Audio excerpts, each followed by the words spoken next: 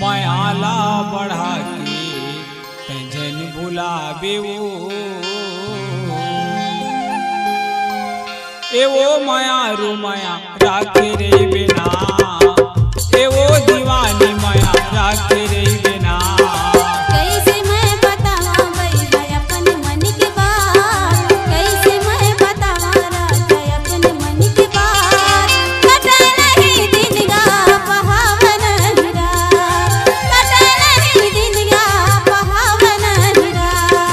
मायाला बढ़ा के जन भुलावे मायाला बढ़ा के रानी जन भुलावे एवो माया रू माया राखे रे बिना एवो दीवानी माया राखे रे बिना।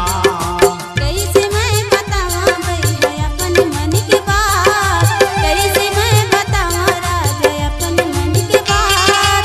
कटे नहीं दिन गा पहावन हिरा, कटे नहीं दिन गा पहावन हिरा।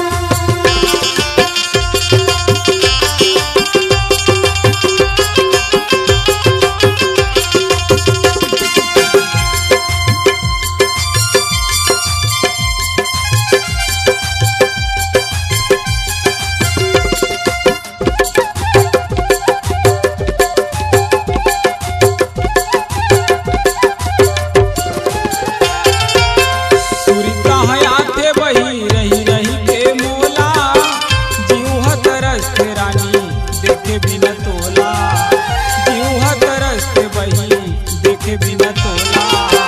सोच रहे मैं तोर संग मदिन बिताऊं, अपने घर के तोला राजा बनाऊं, अपने घर के तोला राजा बनाऊं। सुरता हयाते रानी रही रही के मोला जीव तरस के बही देखे बिना तोला जीव तरस के रानी देखे बिना तोला।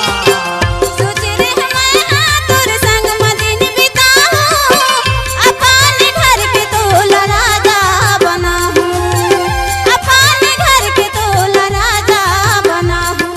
देखे बिना मोर मन कलपत रही थे देखे बिना मोर मन तरसत रही थे ना एवो माया रू माया राखे रे बिना एवो दीवानी माया राखे रे बिना।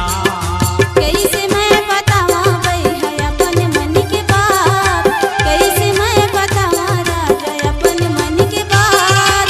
कटे नहीं दिन गा पहावन हिरा, कटे नहीं दिन गा पहावन हिरा।